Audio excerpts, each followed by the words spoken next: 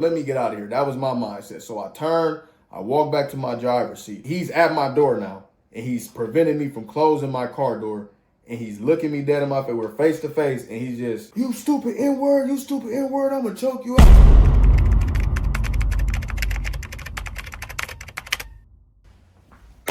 All right, man.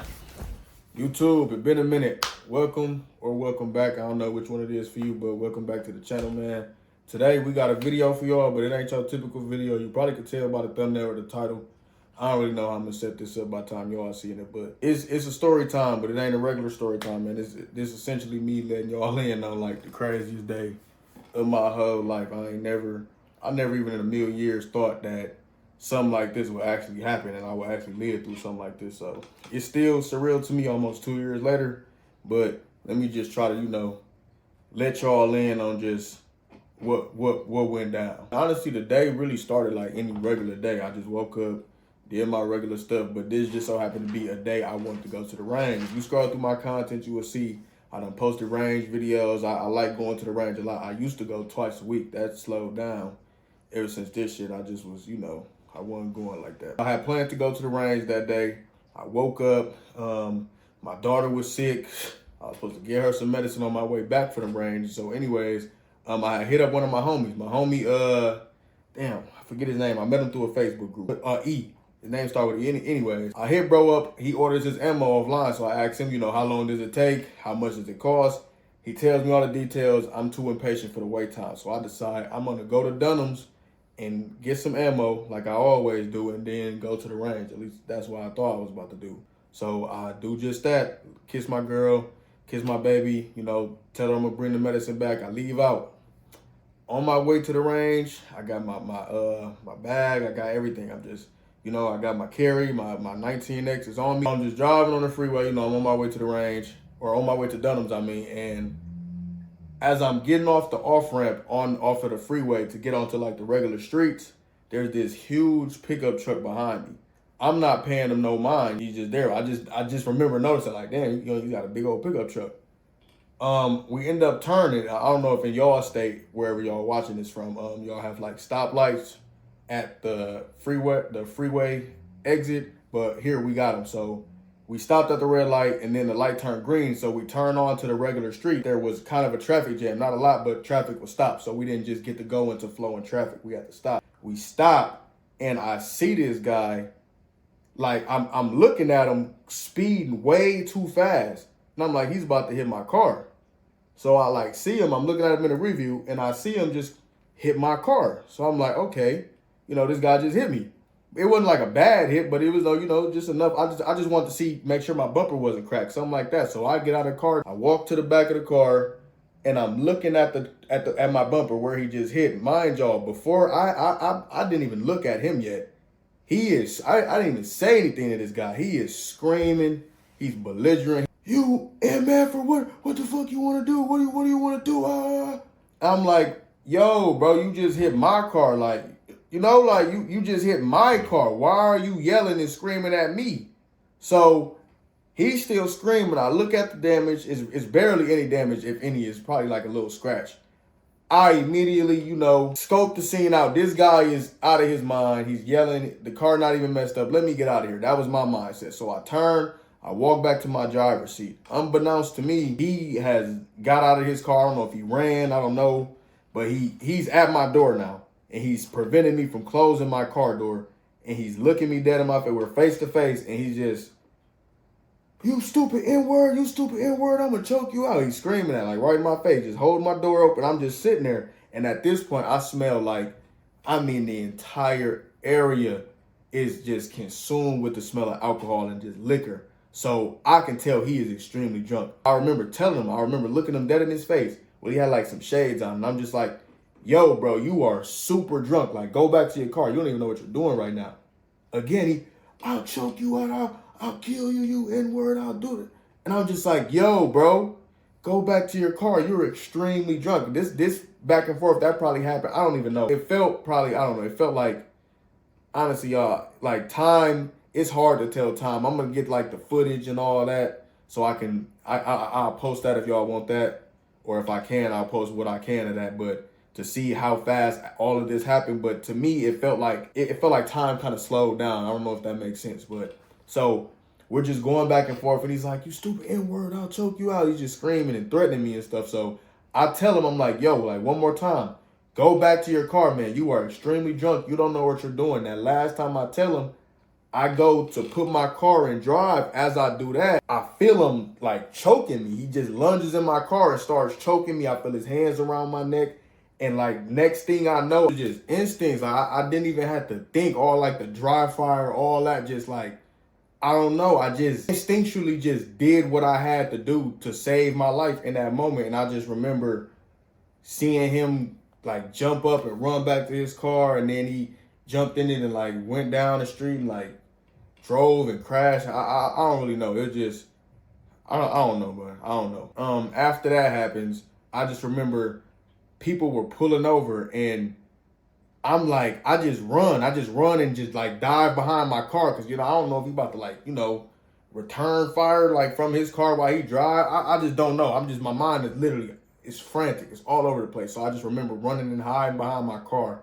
And then I remember people pulling up. This lady pulled up and she's like, "What happened? Are you okay?" And then I asked her, I'm like, "Yo, like, did you just see what happened?" I'm like, not this calm. No, I'm freaking the fuck out. I probably sounded unrecognizable, honestly. So I'm talking to her. I'm like, "Yo, did you see what happened?" She speeds off. Another lady, that's when I put it back in my holster. So this other lady pulls up and then she gets out of her car and she's like, "Are you okay?" She's asking me if I'm okay. And I'm like, "No," like I'm freaking out. Like, dude, did you see what just happened? That dude just attacked me. He just tried to kill me and I just had to like protect my life. Like, did you see it? And then she's just like, "Calm down." She's trying to like, shout out to that lady. Look, Lord bless that lady. Thank you so much because you was trying your absolute best to keep me calm in the most frantic and just hectic and chaotic moment I've ever lived through in my life. So, and you didn't even know me. You didn't even know me from a can of paint. You called my girl for me. I remember I told her, I'm like, "Just call my girl." Because at that point, I had already called 911.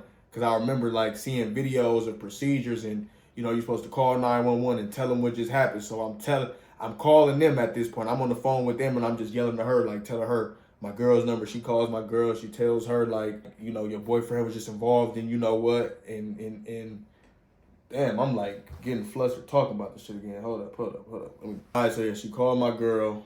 My girl, she's probably getting dressed or whatever, is flying there whole time. I'm still on the phone with the 911 operator, and I'm just telling them like, I just had to defend my life.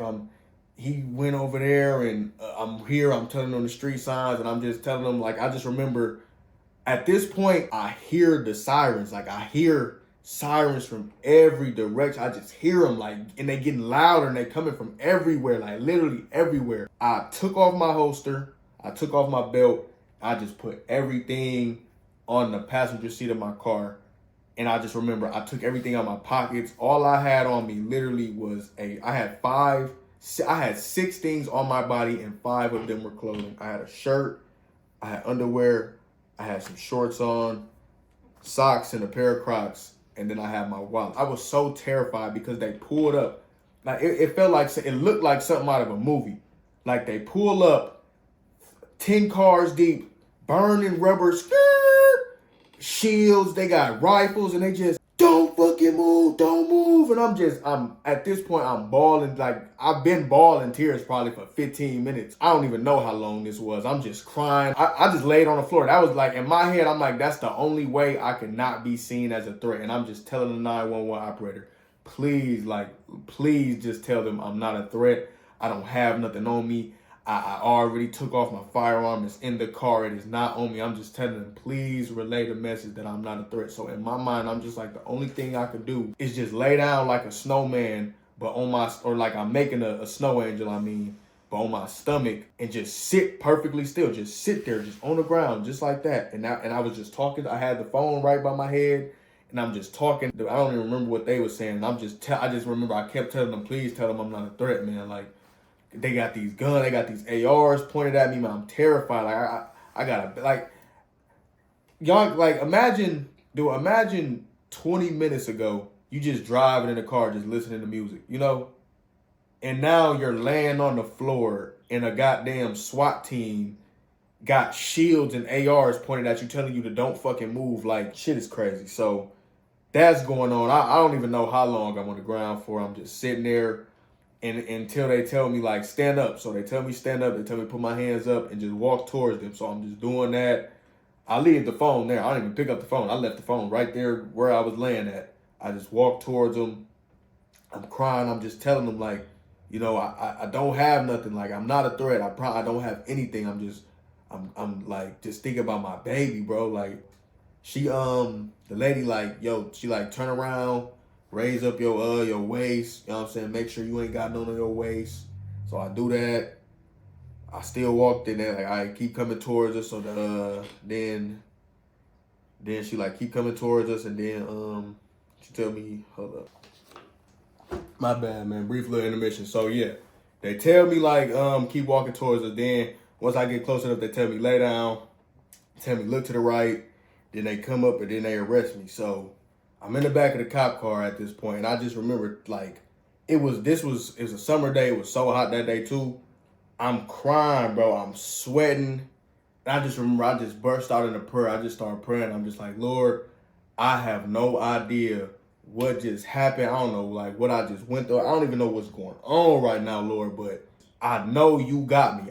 That's what I know. I know you got me. You always got me. This is just, I was just like, I honestly, I can't even think of the words. Like, I don't even think Einstein is smart enough to form the words to describe the emotions I was feeling.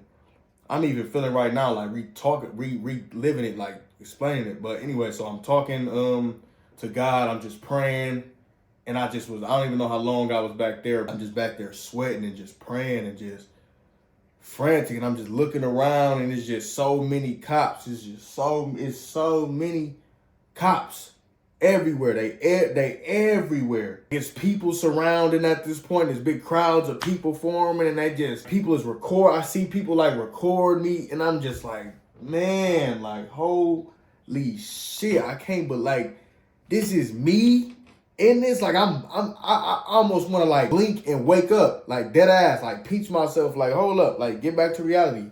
This ain't going on. I'm sitting there. They interview me start to finish one time of what happened. I remember it was even a point where, you know, like after I told them what happened, they were like, "Are you willing to submit like DNA?" I slammed my hand on the table. Hell yeah, like here, you know, like what you need. Take all my fucking DNA. I don't take it all. I did that. They end up taking me to like this little waiting cell, and I remember them telling me that I could use my phone to get a phone call, or I could use the jail phone, because I remember they said like, can we go through your phone? I was cooperating to the fullest extent possible. You hear me? Why wouldn't I? So take my phone. I'm waiting on my phone to get back so I can make a call. I ended up falling asleep or whatever. It was different cops on duty. I ended up asking him, you know, can I get my call? He was ignoring me. He ended up getting the sheriff. The sheriff came. They let me get out and make a phone call. And I just remember like calling. I talked to my girl, and shout out to that sheriff too, or a police, or whatever he was. Anyway, so he had let me stay on the phone for a while, like a way longer than he should have, because I was talking to my girl, and he heard us praying, and we were just talking, and he let me stay on the phone way longer than I should have. So, you know, shout out to him too, man. I just kept asking questions like, what's the process? What is this? You know, like what happens? Like, you know, like I just remember them telling me like, you know, you got like certain amount of hours to be charged with something, or you'll be released. So okay, that's all they can tell me. So I'm just kind of just waiting around. I'm just waiting around in my cell, the little waiting cell.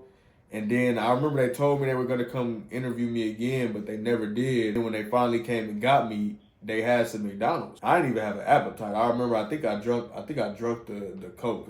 It was like a damn cheeseburger with a fry and a Coke. I think I drank the Coke, but I didn't even have an appetite to eat no food, man. Waiting in there, they brought me some food, and then I slept, and I was just in there, man. I was just in there, and I just couldn't fucking believe that I was in there. I remember I woke up the next day, and they told me, like I said, I was going to get that interview. It never happened, and then by the end of the day, they ended up transferring me to the county jail. And in there, this is a crazy. So in there, they had me in the pod with, like, you know, serious guys. They had me with the serious guys, man. That pod those guys, that's not like an in and out pod where you see new faces. That pod, like them dudes been in there for months, years. Like they waiting to go do real time, like upstate. You know what I mean? I come in there, they all just, yo, what you in here for? And they just asking me, so I don't want to tell nobody. I don't even want to talk to no fucking body. So I'm just keeping it simple. I'm just like I got into like a little situation. You know, I'm just trying to see how, you know, how this about to play itself out.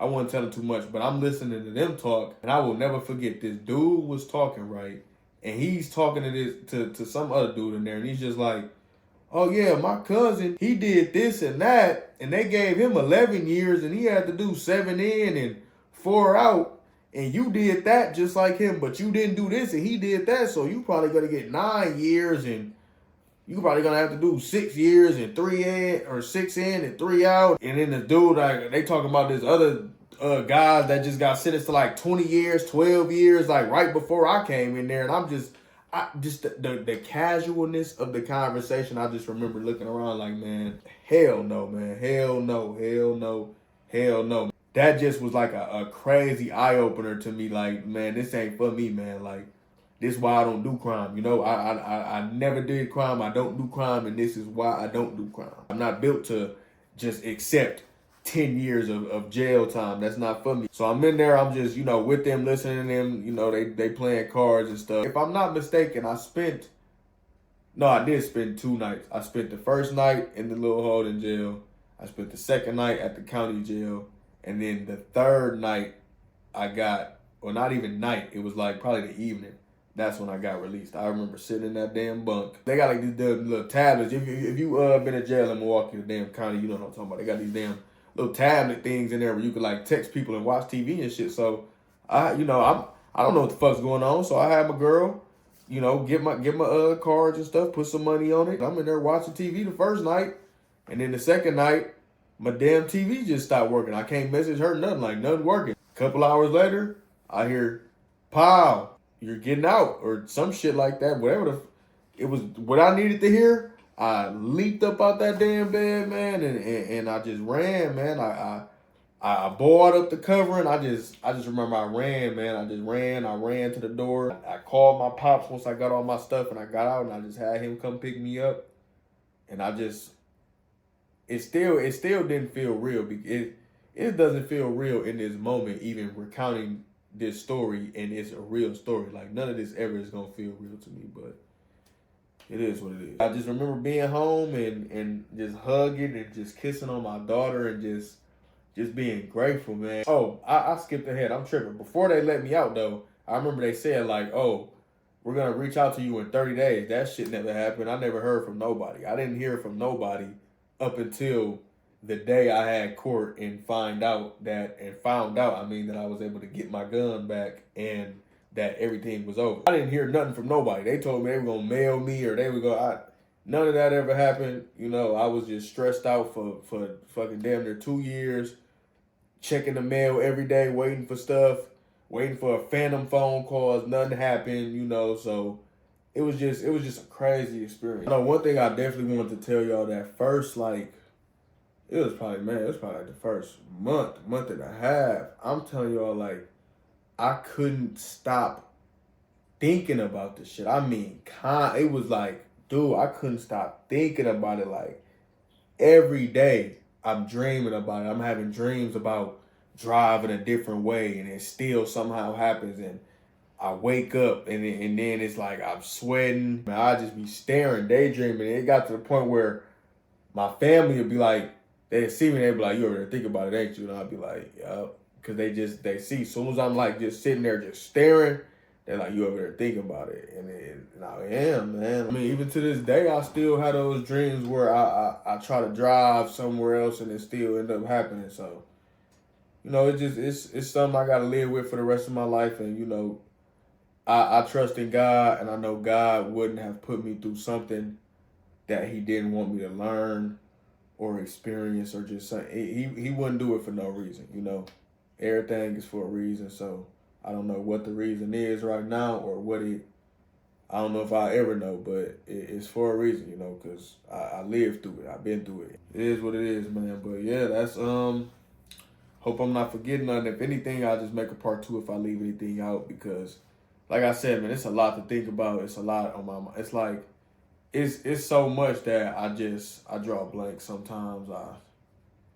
It's a lot, man. So yeah, man. I hope y'all enjoyed the story time. Hope it encouraged you to be safer outside. I don't even know if you could learn a lesson for this. Watch out for fucking drunk people trying to beat you up and shit. I don't know. Y'all just be blessed, man. I'm gone.